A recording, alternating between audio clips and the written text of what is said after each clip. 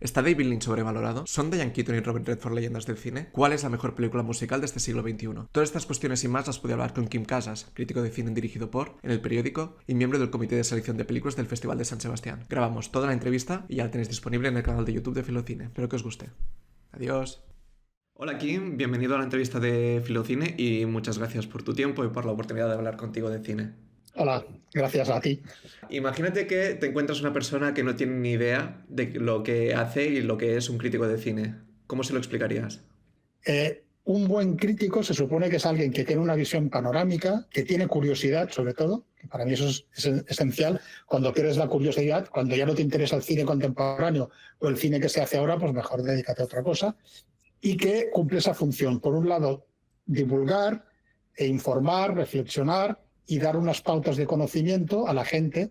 No decirle, ves a ver esta película o no vayas a verla, esta está bien o esta está mal, sino simplemente dar unas pautas de conocimiento, porque es evidente que un crítico de cine ha adquirido más conocimiento, va a festivales, tiene un bagaje superior al de un cinéfilo que va al cine o al del público normal, digásemos, y darle unas pautas de conocimiento para eso. Yo siempre he sido muy reacio a las críticas estas que terminan diciendo que no vaya al cine o vaya a verla o no sé qué. No, simplemente tú das tu opinión, que es tan legítima como la de un espectador que va a una sala de cine o ve una película en una plataforma, y a partir de allí pues ayudar en la medida de lo posible a divulgar ciertas cinematografías, a divulgar ciertos autores. Evidentemente no es lo mismo hacer una crítica de, yo qué sé, de Avatar, de James Cameron, que de la última película india americana, o de una película iraní, o de una película de una nueva cinematografía, o del cine asiático, etcétera, etcétera. ¿Cómo entraste tú en el mundo de la crítica cinematográfica? Yo me tocó por edad hacer la mili, el servicio militar, y cuando volví de mis 14 meses más perdidos y estúpidos de mi vida, pues me encontré absolutamente fuera de onda. Aún estaba en casa de mis padres porque no tenía dinero, pero quería irme, había roto con mi novia, es decir, toda una serie de cosas, y el cine seguía siendo una de las cosas que más me estimulaba. Entonces recuerdo que hacían un ciclo por televisión de un director que siempre me había gustado mucho, que era Raúl Walsh, que hacía un ciclo de películas más o menos populares, tipo Murieron con las botas puestas o cosas así, y películas un poco menos conocidas. Y entonces pues me tragué todo el ciclo, yo ya había apuntado, tenía notas, porque escribía para mí desde hacía como 10 años o así, y se me ocurrió escribir un libro y enviarlo a una editorial de Madrid, que me lo publicaron. Ostras. Y entonces, en Dirigido por, les hizo gracia que alguien absolutamente desconocido hubiera hecho un libro sobre ese director, que les gustaba mucho en Dirigido por, y entonces me propusieron escribir algo. Yo les había enviado ya un texto muy largo que había hecho sobre Abel Gans, porque era la época en que se había hecho en la Filmoteca de Cataluña, se había hecho una retrospectiva. Les gustó, pero no les pareció adecuado para publicar en ese momento, y me ofrecieron en contrapartida escribir sobre Francis Ford Coppola y Sam Peckinpah. Y entonces empecé en Dirigido y luego ya fui pasando al periódico y otros sitios. Pues mira, para la siguiente pregunta que tengo para ti, has dicho es decir, un poco el pistoletazo de salida fuese como análisis de Abel Gans, has dicho, ¿no? Un ¿Sí? poco. Pero mi pregunta es, ¿recuerdas tu primera crítica profesional de una película? Es decir, la primera crítica que hago que me pagan por ello, ¿de qué Sí. película fue? Pues si no recuerdo mal, fue en el semanario este en catalán que se llamaba El Món, y es una película que aquí se llamó Impacto y el título original es Blowout, de Brian De Palma. Creo que es la primera crítica, porque ya había hecho algún artículo en ese semanario, pero la primera crítica como tal que hago es Blowout, porque y aparte y me gusta haber debutado con esa crítica, porque por un lado me gustaba mucho Brian De Palma.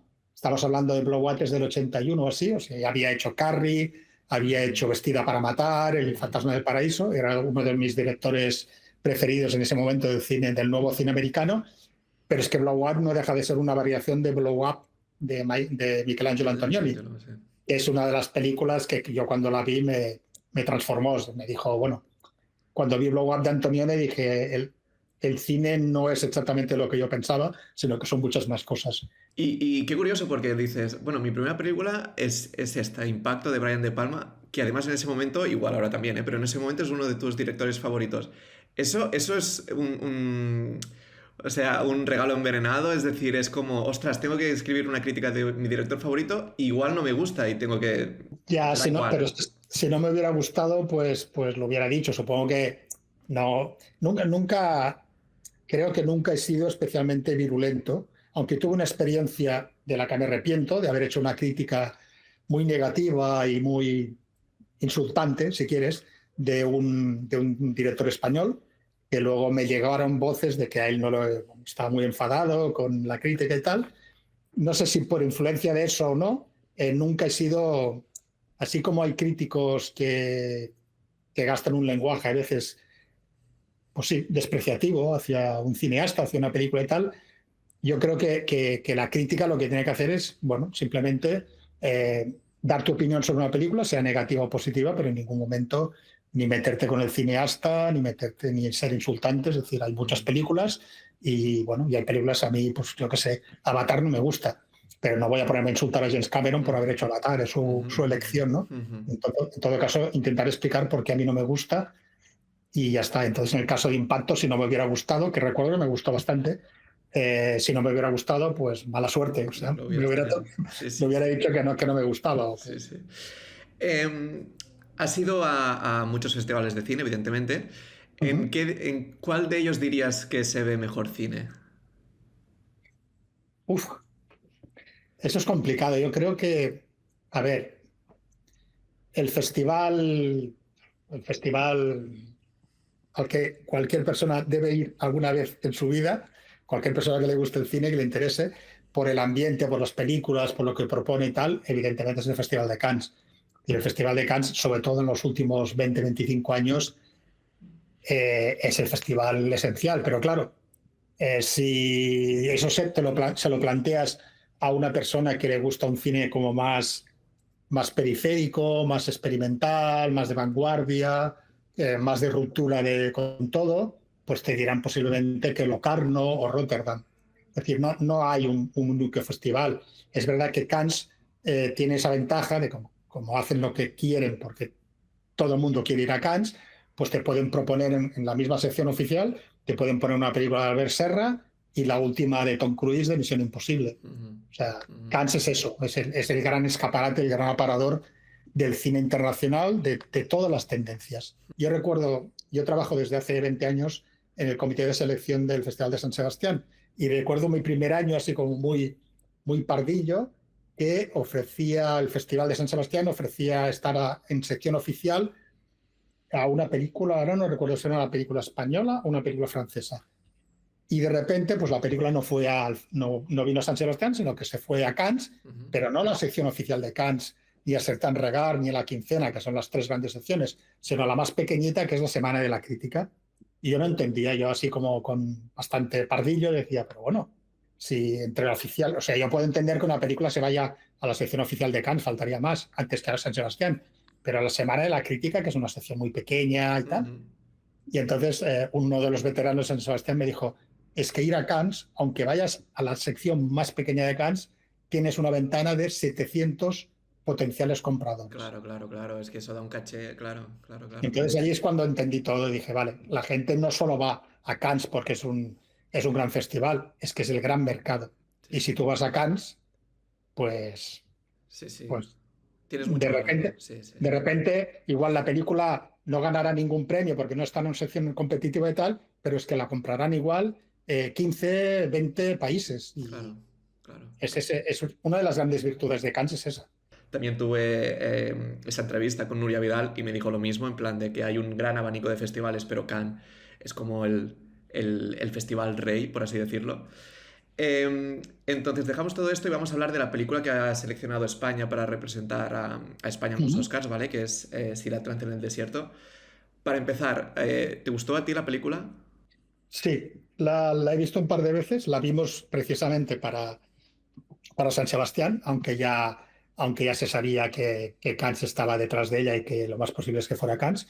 Es verdad que es una película que tampoco es tan original, porque tiene una segunda parte de lucha de supervivencia que conecta más con el salario y del miedo de Clouseau y películas de este tipo, pero sí que me pareció una película muy potente.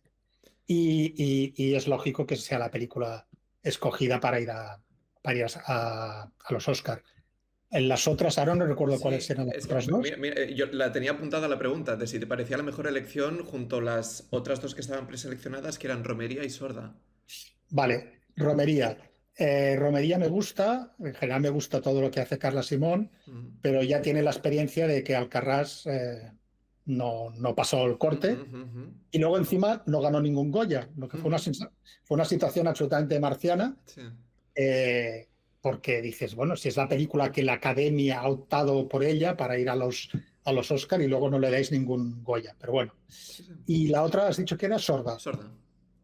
Tanto Romería como Sorda son películas como muy introspectivas, muy en primera persona, sobre todo la película de Carla, Ujú, es el tercer jalón de su autobiografía. ujú, Y Sirat, a ver, Sirat tiene agarraderas visuales, comerciales, es una película de mayor empaque, pero sobre todo tiene a Pedro Almodóvar detrás. ujú, Es uno de los productores de la película, es El Deseo. ujú, ujú. Eh, Almodóvar está detrás de la película y Almodóvar tiene un gran predicamento en Hollywood. Es decir, yo creo que es la película ideal para ir. Has comentado es decir, que te gustó Sirat y que la segunda parte, evidentemente, es este rollo físico, ¿no? Que tú dices que hay como... que se pone en modo supervivencia un poco. Pero al final de la película, si te preguntan qué crees que ha querido contar esta película, qué crees que ha querido contar el director con esta película, ¿tú qué dirías? Hombre, a ver, Oliver Lache siempre ha tenido este rollo. De hecho, Sirat, lo que quiere decir Sirat es el paso Ujú, en la cultura islámica, el paso que hay ujú, hacia una nueva vida, hacia otra vida. Siempre ha tenido este pozo muy espiritual. ujú, La película yo creo que va por ahí y si te fijas en los personajes que hacen ese viaje, no tanto Sergi López y su hijo que están buscando a la hija y hermana respectivamente, sino los personajes de los autocares, los que conocen la rave, son personajes que, digamos, que definen muy bien el antisistema. Entonces yo creo que es una película que habla de eso, habla de la crisis de identidad que tenemos en este momento en todo el mundo, de las posibles alternativas, es decir, no es una película que te esté contando esta vida que hacen estos tipos yendo de rave en rave, de desierto en desierto, es la alternativa, pero te está mostrando esa realidad. Es decir, a veces, y en el caso de Sirachi que me pasó, hay películas que puedes buscar más o menos una tesis clara. Y hay otras películas en que, bueno, igual te dejas llevar por lo que te está contando, por las imágenes, y te importa menos el discurso político, ético, social que te haya querido contar. Dejamos la película de Sirat y vamos ahora con un tema, y es que este año nos han dejado un actor y una actriz muy importantes y reconocidos en el mundo del cine, sobre todo en Hollywood, como son Robert Redford y Diane Keaton. Ah, vamos por partes. ¿Qué valoración haces de la carrera de Robert Redford? Yo creo que es un actor que representa, para mí hay un momento importantísimo para mí en la historia del cine americano y que aparte a mí me tiene como muy obsesionado y no he parado de escribir sobre eso y sobre todo se vuelve a poner de moda, entre comillas, a raíz de la película de Tarantino de Una vez en Hollywood, que es ese momento en que la industria, la gran industria, se da cuenta de que está perdiendo al potencial espectador joven con las películas que hacen. Entonces, de repente, aparecen nuevos cineastas y aparece, sobre todo, un nuevo Star System. Las dos películas que cambian, las dos películas digásemos, que hacen nacer el nuevo Hollywood son El Graduado, con Dustin Hoffman, y Bonnie and Clyde, de Arthur Penn, con Warren Beatty. Redford ya está allí, en el 66, justo el año antes de Bonnie and Clyde, el mismo director, Arthur Penn, en Rueda la jauría humana, que es una película con Marlon Brando, que representa el Star System rebelde, y con Jane Fonda y Robert Redford, que son los nuevos rostros de ese nuevo Star System más combativo. Evidentemente, el caso de Jane Fonda es total, porque Jane Fonda se caracterizó por sus ideas muy radicales a nivel político, y el caso de Robert Redford. Y de repente Robert Redford se convierte en una gran estrella, sobre todo compartiendo protagonismo con Paul Newman, que es otro representante como Marlon Brando de ese Star System ya un poco más crítico, con Dos hombres y un destino y El golpe. Y ese es el gran momento de Robert Redford, que creo que sabe rentabilizar muy bien. Más que considerarlo un gran actor, me parece un nombre importante para el cambio que hizo Hollywood y sobre todo un actor consecuente, que es lo mínimo que le tienes que pedir a alguien, ¿no? Creo que fue muy consecuente siempre con sus ideas, con el tipo de cine que defendió. Podía equivocarse, ¿no? Podía estar mejor en algunas películas que en otras, pero creo que fue un actor muy consecuente y importante en ese cambio que hubo en el nuevo Hollywood. Ya has incluido un poco la respuesta en lo que acabas de decir a mi siguiente pregunta, y es que ¿hasta qué punto dirías que esa colaboración con Joy Roy Hill y su dúo con Paul Newman en esas dos películas, ¿no? Dos hombres y un destino y El golpe, fueron claves para su carrera? ¿O crees que sin esas dos películas su carrera hubiera sido la misma? No, creo que fueron muy importantes. Yo creo que él se beneficia. Es decir, ahora, con la perspectiva, claro, estamos hablando de una película del 69, Dos hombres y un destino, y una del 73, de golpe. O sea, han pasado muchos años. Y ahora tienes la sensación de que es una película en que los dos son igual de protagonistas. Cuando se estrena Dos hombres y un destino, el reclamo es Paul Newman. O sea, Robert Redford ha hecho Descalzos por el parque con Jane Fonda, ha hecho La jauría humana, ha hecho algunas películas importantes, Propiedad condenada, de Sidney Pollack, también con guión de Francis Ford Coppola, pero no es una estrella aún. El reclamo, la estrella, es Paul Newman. Es verdad que George Roy Hill y Paramount creo que son muy inteligentes y los vuelven a reunir con El golpe, y en El golpe sí que es la combinación de los dos lo que funciona. No hicieron más películas, lo cual me parece muy inteligente. No vamos a estar tirando del hilo y repitiendo la fórmula, ¿no? Hicieron dos películas y ya está. Pero es muy curioso además porque Dos hombres y un destino hoy es como una película muy icónica, pero en su momento fue una película bastante cuestionada. Yo soy muy amante del western y yo recuerdo cuando la vi más de joven, no me gustó esa película. O sea, no podía entender que en un western de repente hubiera una secuencia como la de Paul Newman y Robert Redford y Catherine Ross, los tres o dos de los tres, no sé, en bicicleta al ritmo de una canción de Burt Bacharach. Sí. Eso es del 69. Del 69 también es Grupo Salvaje de Sam Peckinpah. Es decir, la película era una especie de romantización, era una película almibarada en cuanto que te estaba retratando a dos tipos que eran dos pistoleros que mataban y robaban bancos. Pero claro, eran Paul Newman y Robert Redford, que eran los más guapos del mundo, y claro, la película era lo que era. Pero con el tiempo cambias y miras las cosas de forma distinta, y es una película que creo que tiene mucho valor. Creo, por lo que me estás contando, creo que ya sé la respuesta, pero ¿tú crees que, o sea, consideras a Robert Redford una leyenda del cine? A nivel histórico, sí. Es decir, nunca lo pondría entre los 10 mejores actores de la historia del cine. Y como director, aunque no hablemos de esto ahora, tampoco. Pero históricamente sí que tiene un peso muy, muy importante. Entonces, pero por el carácter de leyenda, yo creo que lo cogió como productor y como el gran artífice de un modelo de cine independiente americano. Yo creo que es más leyenda por esto, en estos momentos. De hecho, cuando murió, todo el mundo, si miras todos los periódicos, la noticia, el subtítulo siempre era el creador de Sundance Film Institute, el creador del Festival Sundance, porque claro, eso fue esencial para entender el cine americano de los finales de los 80 hasta ahora. Es decir, no te diré que sea el único modelo de cine independiente. Para mí el modelo independiente más radical para mí es Jim Jarmusch, y Jarmusch nunca pasó por Sundance, pero Reservoir Dogs de Tarantino es una película que pasa por Sundance. Yo creo que el carácter de leyenda es evidente que lo tiene como actor, porque están estas dos películas y muchas más, Brubaker, Tal como éramos con Barbara Streisand, Jeremiah Johnson, otras las películas de Sidney Pollack. Es evidente que tiene una filmografía como actor muy importante, pero ese paso que dio, y yo creo que es de lo que, no sé, nunca lo conocí, no lo sabré, pero yo creo que de lo que debía sentirse más satisfecho Robert Redford es de todo lo que generó con el ecosistema Sundance, ¿no? Que era productora, instituto y festival. ¿No? ¿Cuáles dirías que son sus 3 mejores películas como actor? Pues 3 de las que he citado. No te las digo en orden de preferencia, pero La jauría humana, Dos hombres y un destino, más por significado quizás, y Los 3 días del cóndor.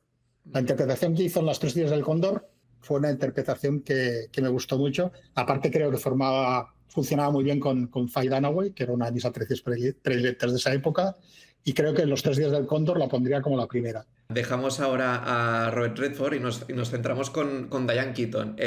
Evidentemente van a ser un poco las preguntas similares a las de Robert Redford, es decir, quiero que me hagas un poco una valoración rápida de Diane Keaton a nivel de carrera actoral. Ujú.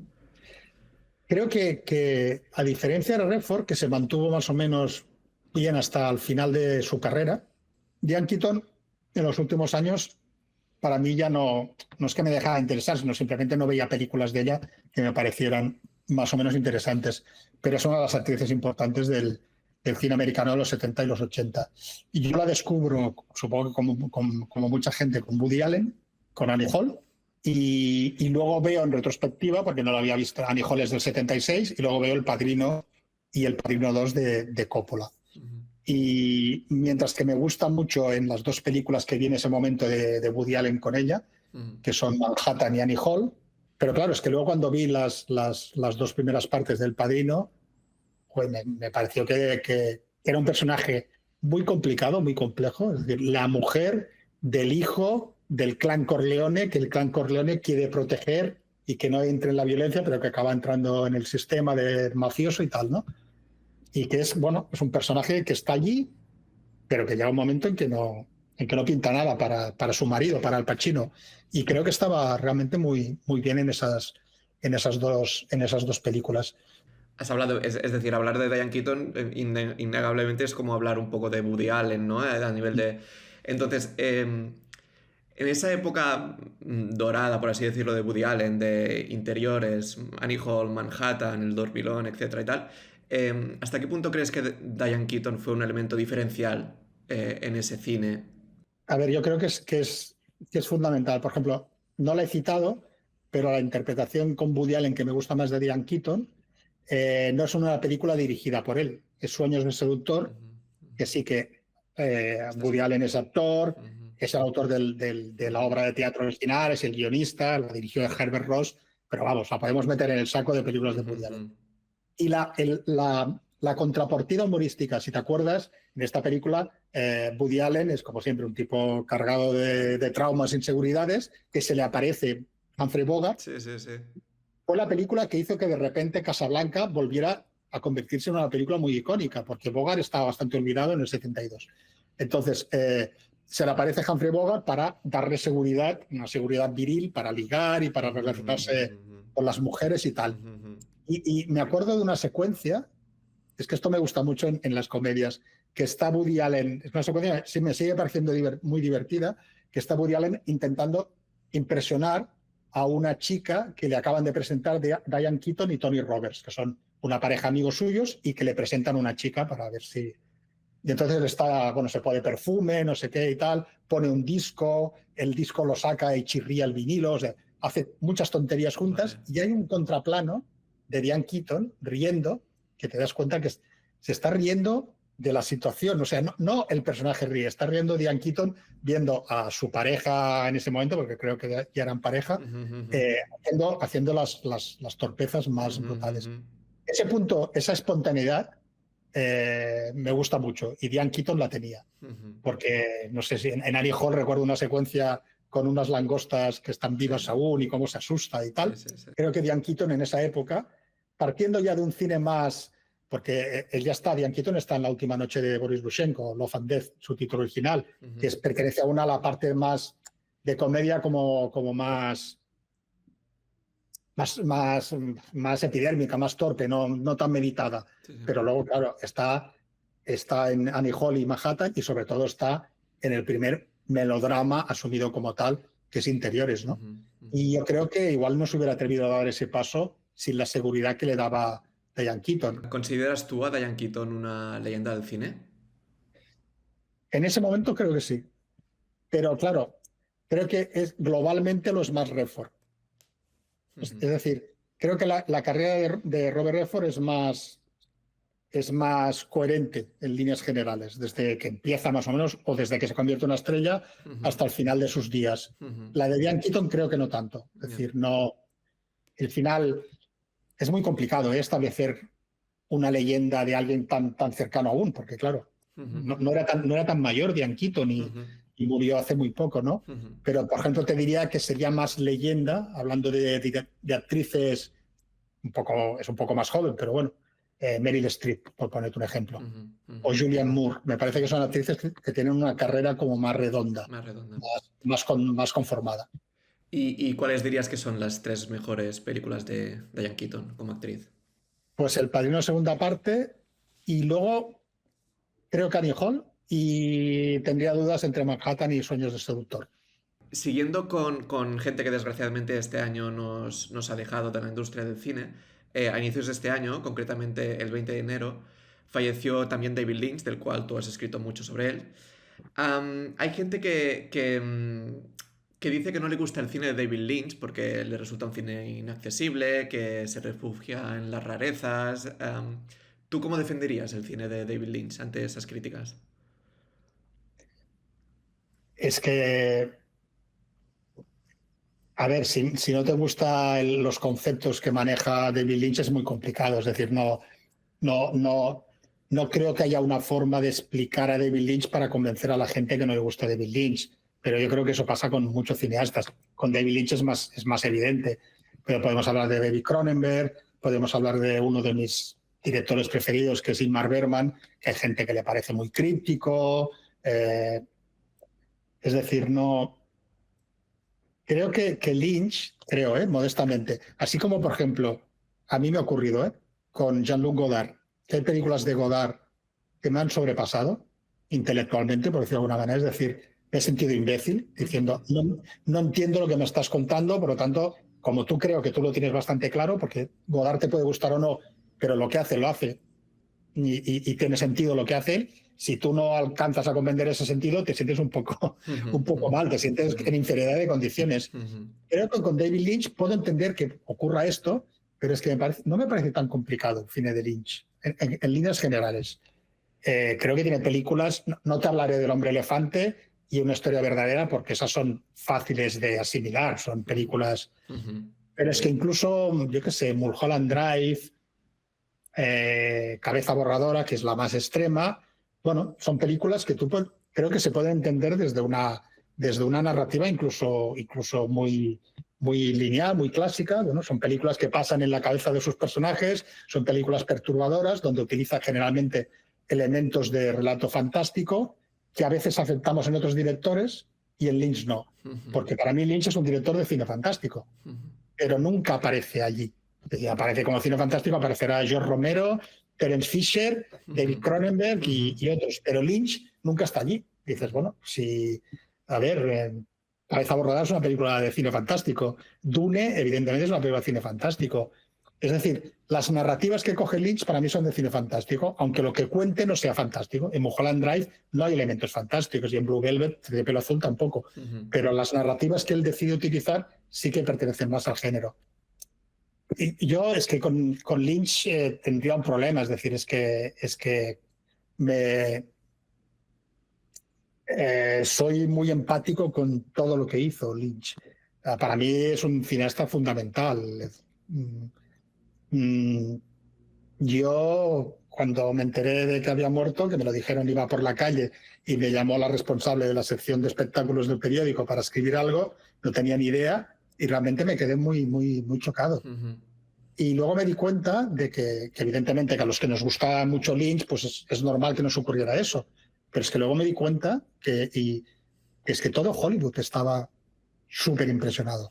Tengo una pregunta que a ver si la puedo contar bien. Y es que, ¿cómo distingues una película que quiere imitar a una de David Lynch con una que realmente tenga contenido propio? Porque a nivel formal, ¿no? Tú, si eres cineasta y quieres hacer una película y coges elementos formales de David Lynch, ¿no? Pues personajes incómodos, atmósferas inquietantes, el trabajo del sonido.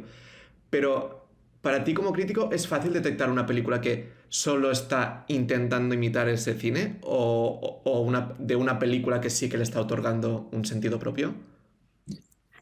Hombre, fácil no es, pero sí que tengo la sensación de que he percibido las dos cosas.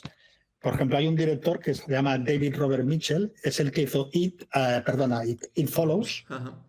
La segunda película, es que ahora no recuerdo el Sí, título, una película lo que esconde Silver Lake. Sí. con Andrew Garfield. Sí. Esa película para mí es absolutamente lynchana, pero no tiene referentes de Lynch. Es decir, David Robert Mitchell no hace eso. No hay imágenes que nos recuerdan, porque mimetizan el cine Lynch, pero la atmósfera, el tipo, hay algo allí que es como muy lynchano, porque aparte Lynch ha conseguido eso.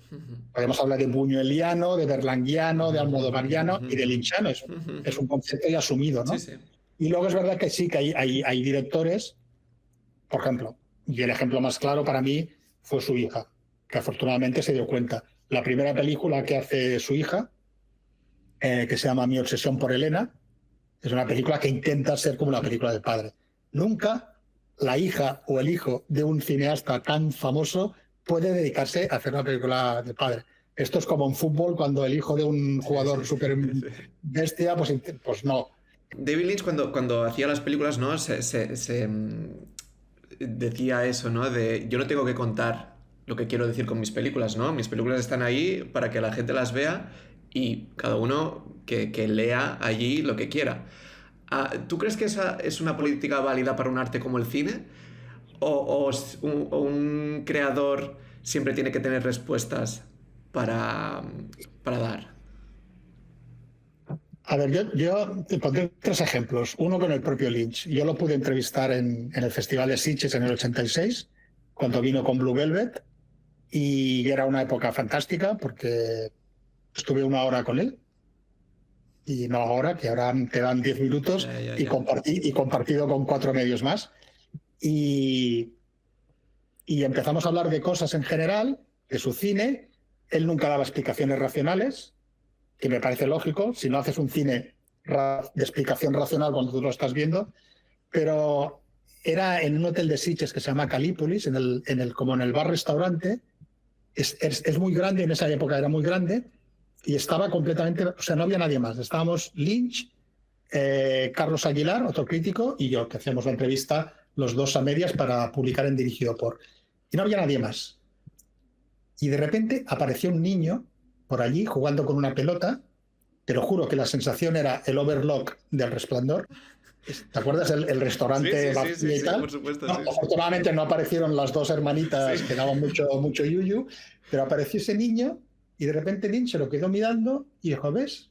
Porque estaba hablando del azar. Para él siempre era muy importante el azar, ¿no? Las cosas que pasan azarosamente y que tú las incorporas a... Sí. Y él lo hacía mucho con sus películas, incorporaba muchas cosas que ocurrían de repente en el plato de rodaje. Sí.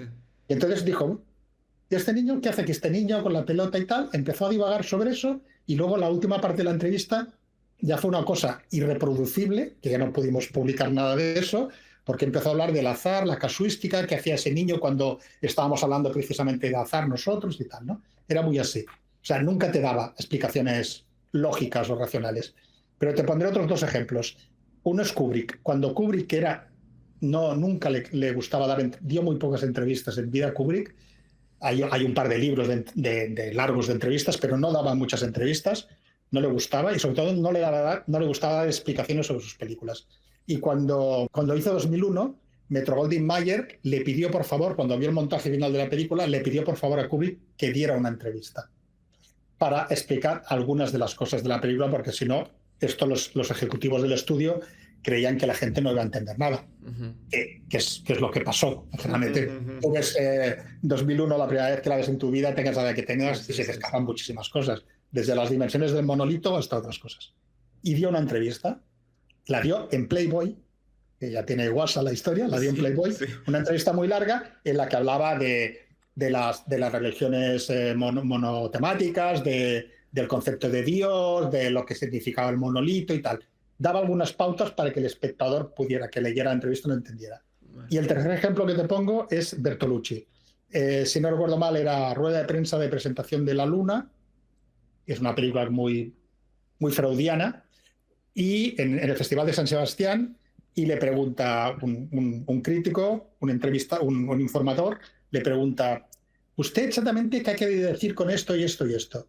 Y Bertolucci, y creo que fue bastante honesto, dijo, si tengo que contestarte esto, si tengo que explicarte esto, es que yo he fracasado como director. Vale. Es decir, la película habla por mí. Si tú no la entiendes, pueden haber 2 cosas, que tú no la entiendas o que yo no haya sabido explicarlo bien. Entonces con Lynch creo que es un poco esto. Ostras, Kim, hablaría de Lynch mucho rato, pero vamos a encarar ya la recta final de la entrevista, ¿vale? estamos en mes de noviembre y a finales de este mes se estrena Wicked, la segunda parte, que promete ser una de las grandes películas del año, a raíz también del gran boom que supuso la primera parte. Yo te propongo ahora un juego, ¿vale? Y es que te voy a decir grandes películas musicales de lo que llevamos de siglo, ¿vale? De estos primeros 25 años.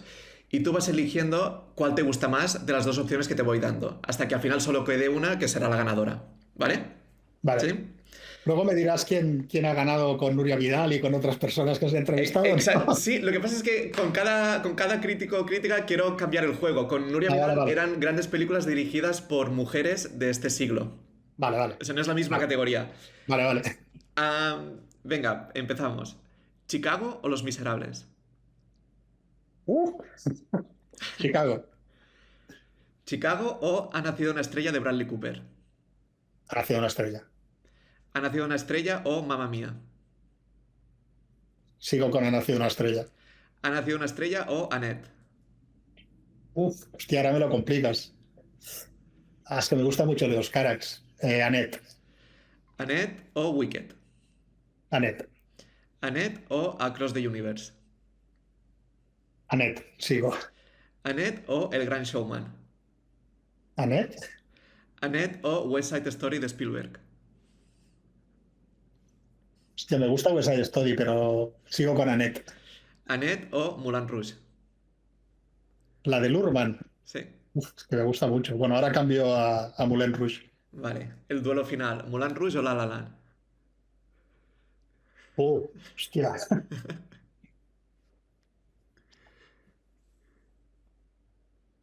Pues entre el barroquismo exultante de Mulholland Drive, perdón, de Moulin Rouge, que me flipó en su momento, y sobre todo la buena entente entre Ryan Gosling y Emma Stone, pues me quedo con La La Land. La La Land, ¿eh? La La Land Sí, es la película sí, ganadora, vale. El duelo final era difícil, ¿eh? De decir o Sí, Moulin entre Rouge o La La Moulin Land, Rouge era y muy La La difícil. Land. Pero mira que Moulin Rouge, o sea, La La Land en general ha tenido mejor crítica. Moulin Rouge en su momento hubo gente que Sí. la viliprendió por cosas que son tan absurdas en este momento como que de repente una película que pasa en el año 1900, la banda sonora es en David Bowie, Queen, ¿y por qué no? Este rollo de la fricción entre la realidad, ¿no? Es un musical, ya de entrada es el género más fantástico que existe, porque Sí, no sí, vas a total. poder utilizar a David Bowie, Queen y a quien sea en una película que pasa en 1900. Rectísima final. Preguntas muy concretas, Kim, y quizás son muy difíciles. Dime tus 3 directores o directoras favoritas de la historia del cine. Lynch, uno de los de la Nouvelle Vague, que no es ni Godard ni Truffaut, Jacques Rivette, y tendría mis dudas entre Ingmar Bergman y Jacques Tourneur, el director de La Mujer Pantera y Anduve con un zombie. Vale. Dime ahora tus 3 actores favoritos, masculinos. De los clásicos, Robert Mitchum, se me pareció el gran canalla del cine de Hollywood clásico, y me gusta mucho Harvey Keitel, y sobre todo me gusta como director, pero me gusta mucho como actor John Cassavetes. Dime ahora tus 3 actrices favoritas de la historia del cine. Pues ligo con John Cassavetes, Gina Rowlands, me parece sensacional, y una actriz que ha tenido mucha más influencia de lo que la gente dice o cree. Por ejemplo, la Jennifer Lawrence. La mayor parte de las interpretaciones de Jennifer Lawrence son imitando a Gina Rowlands.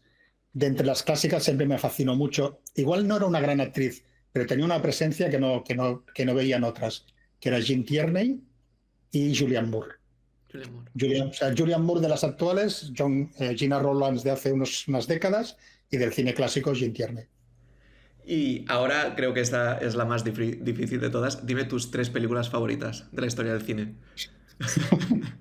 O las 3 primeras que te vengan a la cabeza, en plan de... Si quieres no las bautizamos como las favoritas, pero las 3 primeras que digas...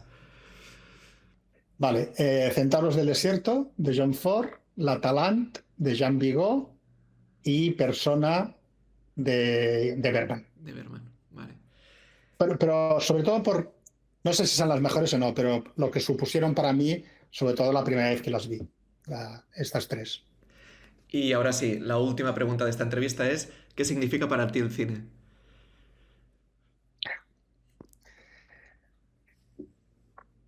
Pues claro, por un lado es un medio de vida.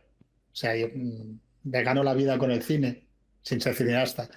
Pero no sé, ha sido un poco todo. Es decir, sé que es un tópico decir esto, pero en los momentos que por razones que no vienen al caso no he estado bien en mi vida, el cine ha sido una especie de refugio. No sé, yo recuerdo una vez que tenía una crisis personal y me había separado de la persona con la que estaba entonces y estaba muy mal, y estaba en Valladolid, en la Seminci de Valladolid, y hacían una retrospectiva de Louis Malle, y no es precisamente el director más alegre del mundo, porque hay una película que se llama Fuego Fatuo, que es una película muy, muy deprimente, pero es que no te diré que me ayudara, pero me hizo más soportable. Eso pasa, pero también me pasa con libros y me pasa con discos, pero claro, el cine sí. El cine y la música son las dos cosas que me han educado también, porque es que creo que el cine, como la literatura, es decir, nunca entiendo por qué la literatura la gente dice, es que a mí Proust, la Magdalena de Proust, es algo que me educó a mí cuando lo leí tal. Bueno, pues en cine ocurre lo mismo. Y algunas de las películas que te he citado para mí han sido como muy de educación, pero claro, sobre todo es que después es el medio con el que has vivido, con el que te has ganado la vida. Pero y un poco lo que te decía antes, sin perder nunca la curiosidad. O sea, porque si te quedas en John Ford o en Howard Hawks o en Turner o en Bergman y tal, pues no. Hay muchas cosas y el cine habrán peores o mejores películas, pero sigue evolucionando constantemente. Es decir, las plataformas han aportado una visión distinta, las cinematografías nuevas que nunca imaginábamos que de repente el cine iraní o el cine tailandés, si tienes curiosidad por seguir todo eso, sigues disfrutándolo. Joder, el momento en que, como algún crítico que conozco, que se aburren viendo a Cannes, viendo la película de House of Sien, la película de Panahi, la película no sé qué, pues no sé, igual entonces es cuestión de que es el momento de cambiar. Sí, sí, sí. Si no ocurre eso, pues no. Y seguir disfrutándolo. Y me considero en este sentido, creo, no sé, yo me siento bastante privilegiado de poder vivir de algo que me sigue dando tanto disfrute, ¿no? Porque, no sé, me parece que, bueno, estoy bien con eso. Kim, ha sido de verdad un gusto y una gran suerte poder hablar este rato contigo. Y muchísimas gracias por tu tiempo y por pasarte por aquí. A ti, Muy venga, bien. saludos. Chao.